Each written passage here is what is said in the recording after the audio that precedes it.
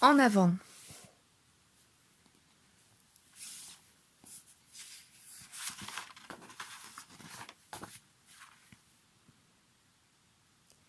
Il y a très longtemps, le monde était plein de merveilles, d'aventures et surtout de magie. Les sorciers l'utilisaient sans cesse, aussi bien pour illuminer une pièce avec des orbes étincelants que pour combattre de féroces dragons. Cependant, la magie était très difficile à apprendre, et un jour, la technologie l'a remplacée. Il est beaucoup plus simple d'éclairer une pièce en appuyant sur un bouton que de lancer un sort. Aujourd'hui, plutôt que de partir à l'aventure, le jeune elfe Jan Lightfoot préfère s'intégrer dans son lycée et se faire des amis. Ce matin, c'est son 16e anniversaire et Fournaise, sa dragonne domestique, lui dit joyeusement bonjour. En entrant dans la cuisine, il déplace le plateau de jeu de son grand frère Barley qui traîne sur la table. Ce dernier le salue à sa manière. « Comment oses-tu interrompre une de mes quêtes ?» plaisante-t-il. Barley passe des heures sur les quêtes de Yor, un jeu basé sur la magie. Contrairement à Yann, le passé le fascine. Pendant le petit déjeuner, Laurel, leur mère, pose 1000 questions à Yann avant de recevoir la visite de son petit ami, l'officier Colt Bronco. Soudain, Barley déchire accidentellement le suite favori de Yann. Il appartenait à son père, Wilden Lightfoot, mort peu avant sa naissance. Wilden était confiant et courageux. Yann décide de l'être, lui aussi, mais la journée ne se passe pas comme prévu. L'un de ses camarades refuse d'ôter ses grands pieds répugnants de son siège, puis Yann se fait très peur pendant sa leçon de conduite. À la sortie du lycée, il s'apprête à inviter quelques amis à son anniversaire, quand Barley, déguisé, surgit au volant de son vieux van baptisé Guenièvre. Yann est tellement embarrassé qu'il renonce à sa fête. Découragé, Yann se réfugie dans sa chambre. Parviendra-t-il un jour à être un peu plus audacieux? Le cœur lourd, il enclenche un enregistrement de la voix de Wilden. Il aime répondre aux phrases de son père comme s'il avait une conversation avec lui. Si seulement il pouvait lui parler pour de vrai. En fin d'après-midi, Laurel s'assied auprès de lui pendant qu'il recoud son sweatshirt. Pour lui remonter le moral, elle lui révèle que Wilden a laissé un cadeau à ses fils, à n'ouvrir que lorsqu'ils auraient tous les deux 16 ans. Les frères déballent un bâton de magicien, orné d'une gemme rare, une pierre de phénix. Elle est accompagnée du sort du visiteur, une incantation à réciter qui permet à leur père de revenir les voir le temps d'une journée. Ravi, Barley essaie plusieurs fois de lancer le sort, mais rien ne se passe. Seul dans sa chambre, Yann répète le sort à voix haute. Et tout à coup, la pierre de phénix se met à briller. Barley arrive au moment où un rayon magique jaillissant du bâton matérialise les jambes de Wilden. Barley aide son frère à maintenir le bâton, mais le rayon est si puissant que la gemme explose, les projetant tous deux au sol. Ils se relèvent, éberlués. Le sort a-t-il marché? Seul le bas du corps de leur père s'est incarné, et il semble affolé. Pour le rassurer, Barley tapote sur sa chaussure comme quand il était petit. En réponse, le pied de Wilden frappe le sol. Il a compris qu'il est avec ses fils. Pour terminer le sort, il faut vite trouver une autre pierre de phénix. Les deux frères font grimper leur père dans le van et partent à l'aventure. Allons là où toutes les quêtes commencent, à la taverne de la Manticore, décide Barley, tandis que Yann fabrique un buste à Wilden avec de vieux vêtements. Laurel rentre à la maison avec un gâteau d'anniversaire et remarque le désordre dans la chambre de Yann. Puis elle aperçoit les cartes à jouer, représentant la pierre de phénix, et la taverne de la Manticore. Très inquiète, elle se précipite dans sa voiture.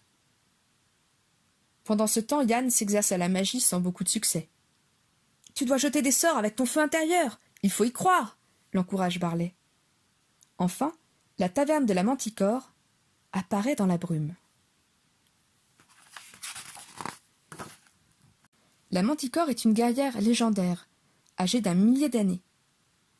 Mais Barley découvre que sa taverne, qui accueillait jadis des aventuriers passionnés, est maintenant un restaurant coquet et familial. Quant à Cory, sa propriétaire, elle n'a plus rien d'une féroce combattante. Barley s'agenouille pourtant avec respect et lui demande la carte conduisant à la pierre de Phénix. Comme elle estime que les quêtes sont désormais trop dangereuses, Cory ne lui donne qu'un menu pour enfants illustré d'après la carte. Avec courage, Yann désigne un portrait. « Vous avez peur? Pourtant, la Manticore vivait en prenant des risques. »« Qui a dit qu'il fallait prendre des risques dans la vie ?» demande Cory. « Apparemment, c'est vous, » répond Yann en regardant la plaque qui orne le portrait. « J'étais dangereuse et sauvage. Je ne suis plus qu'un mensonge, » réalise Cory. C'en est trop pour elle. Redevenue féroce, elle arrache la tête de la mascotte du restaurant et l'enflamme. Mais le feu se propage. Effrayés, tous les clients s'enfuient. Soudain, une poutre se brise au-dessus de Wilden. « Aloft et le var !» s'écrie Yann en levant son bâton. Cette fois, il réussit. Et la poutre se fige en l'air. Rapidement, Barley guide Wilden vers la sortie, et le trio s'engouffre dans le van. Sur le menu, Barley trouve un indice, la pointe du corbeau. Il propose d'y aller, en suivant la piste du péril, une ancienne route dangereuse. Yann insiste pour prendre la voie express et gagner du temps. De son côté, Laurel arrive à la taverne et entend la Manticore parler à la police. « Vous dites qu'un sortilège protège la pierre de Phénix ? Nous devons aider mes fils !» décide-t-elle en entraînant la Manticore dans sa voiture. Sur la voie express, Guenièvre tombe en panne sèche. Comme le bidon d'essence est presque vide, Barley propose à Yann de doubler son volume, avec le sort d'agrandissement. « Ainsi, nous aurons un peu plus d'essence, » explique-t-il. « Nora Quintuan, lance Yann. Faute de concentration, le sortilège s'inverse, frappe Barley et le rapetisse. Ce n'est que temporaire, heureusement, mais le trio est obligé de marcher jusqu'à la station la plus proche. Le club des lutins motards, les Pixie Dusters, y arrive en même temps. Yann s'interpose lorsque Doudrop, la cheftaine des lutins, reproche à Wilden de la fixer avec impolitesse. Pendant ce temps, la Manticore explique à Laurel le sortilège du gardien. « Si vos fils prennent la gemme, cette bête les attaquera, dit-elle, en montrant un dragon tatoué sur son épaule. Seule mon épée enchantée, le broyeur de sortilège, peut la vaincre. Allons la chercher. » À peine Yann a-t-il fini de remplir le bidon d'essence qu'il entend Doudrop se disputer avec Barley. Puis, alors qu'il s'excuse et met son frère à l'abri dans l'une de ses poches, Wilden trébuche et renverse les motos des lutins. Ces derniers sont si furieux qu'il ne reste plus qu'à s'enfuir aussi vite que possible. Une fois dans le van, Yann réalise que Barley, trop petit, ne peut plus conduire. Il prend donc le volant, mais rouler sur la voie express le terrifie. « Tu vas y arriver !» l'encourage Barley. Soudain, les Pixie Dusters les rattrapent et les attaquent. Une lourde chaîne s'enroule autour de bras de Yann alors qu'il tente de changer de voie. Avec l'aide de Barley, le jeune homme se libère et réussit à échapper aux lutins. Un peu plus loin, la police les arrête. Barley, qui a retrouvé sa taille, élabore un plan. Grâce au sort de déguisement, Yann les transforme tous les deux en officiers Bronco. Mais pour que le sort tienne, il ne faut pas mentir. Or, quand Yann entend les agents dire que Barley est un raté, il proteste, et le sort s'estompe petit à petit. Malgré cela, ils réussissent à repartir. Barley sait que son frère a menti. Il arrête le van sur une aire de repos pour s'expliquer. Soudain, les jambes de Wilden se mettent à danser au son de la radio. Amusés, ses deux fils dansent avec lui et font la paix. Yann accepte l'idée de Barley. Ils prendront la piste du péril. De leur côté, la Manticore et Laurel arrivent chez Grecklin, une prêteuse sur gage, pour récupérer l'épée magique. « C'est la seule arme de ce genre dans toute la contrée !» s'écrie la Manticore. En entendant cela, Grecklin augmente tellement le prix que la Manticore la pique avec sa queue de scorpion pour récupérer l'arme. Barley a conduit toute la nuit le long de la piste du péril. Au matin, il s'arrête au bord d'une falaise. Le pont-levis qui permet de traverser le précipice ne peut être abaissé que depuis l'autre côté. Yann lance le sort de la passerelle de confiance, ce qui crée un pont invisible. Un peu inquiet, Barley noue une corde autour de la taille de son frère. Elle s'avère trop courte, mais Yann, qui croit de plus en plus à la magie, réussit à passer. Après avoir baissé le pont-levis, tous deux s'arrêtent devant la statue d'un corbeau. Très vite, Barley comprend que la pointe du corbeau leur indique le chemin à suivre. Il distingue au loin d'autres statues. À cet instant, l'officier Bronco range sa voiture près du van. « Remontez dans votre véhicule, on rentre à la maison !» ordonne-t-il aux deux frères. Au lieu d'obéir, Yann prend le volant et démarre en trombe. En quelques minutes, d'autres voitures de police sont à leur trousse. Yann tente de les ralentir, mais cette fois, son sort ne marche pas.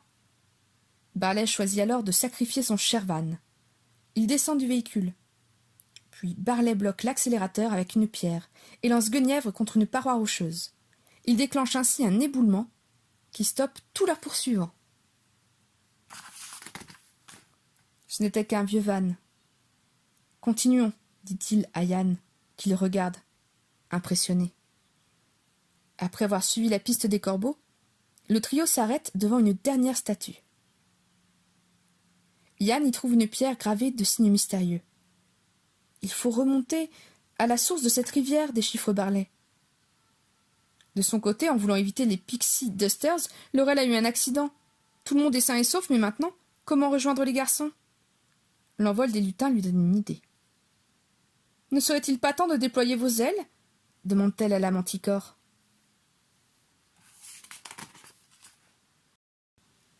Arrivé dans une caverne, Yann transforme un soufflet au fromage en canot. Tout en traversant la rivière, il s'entraîne à maîtriser la magie afin d'être capable de matérialiser entièrement son père lorsqu'ils auront trouvé la gemme. Quand papa était à l'hôpital, j'ai eu peur d'aller le voir et je n'ai pas pu lui dire adieu, lui confie Barley. C'est depuis ce jour que j'ai décidé de ne plus jamais avoir peur. La rivière les conduit à l'épreuve finale, un couloir hérissé de pièges. Bravement, les deux frères ramassent des boucliers, encadrent leur père et se mettent à courir sous un déluge de flèches.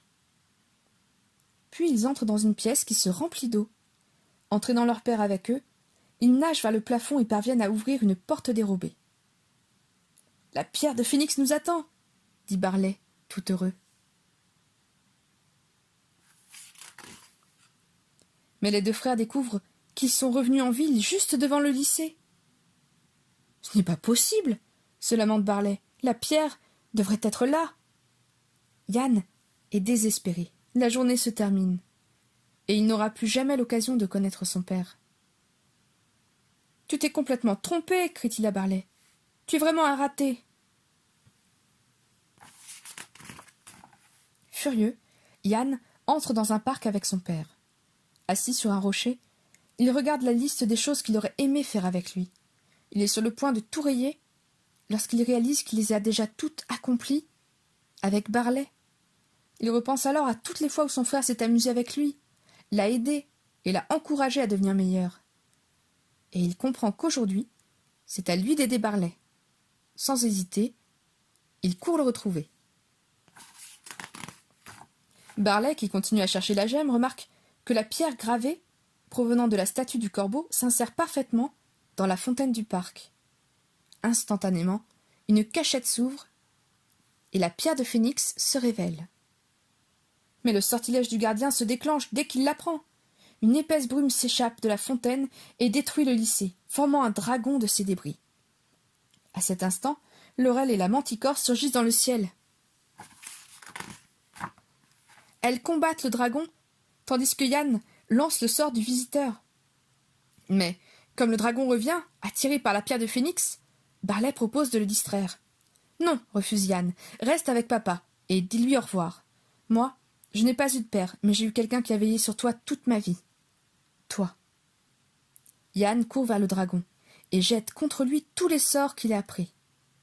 Finalement, il parvient à le dépouiller de son armure grâce au sort de l'éclair mystique. Laurel lui lance alors l'épée enchantée, il la plonge dans le cœur du dragon, et celui-ci explose. Yann est sain et sauf, mais il est piégé sous les ruines du lycée. Par une ouverture, il peut voir son père entièrement réapparu, rire et bavarder avec Barley. Enfin, alors que le soleil se couche, Wilden serre son fils contre lui et disparaît entre ses bras. « Papa m'a dit qu'il était très fier de ce que tu es devenu, » dit Barley, après avoir réussi à dégager Yann, « et il m'a aussi demandé de te donner ça. » Et dans un geste rempli de tendresse, il serre longuement son petit frère contre son cœur. Depuis ce jour, la vie de Yann et de Barley a profondément changé. Yann a reconstruit le lycée grâce à la magie et s'est fait de nombreux amis. Il a également décoré le nouveau van de Barley, Guenièvre 2, d'une superbe peinture. Un soir, Barley décide d'aller au parc en passant par la route des ruines.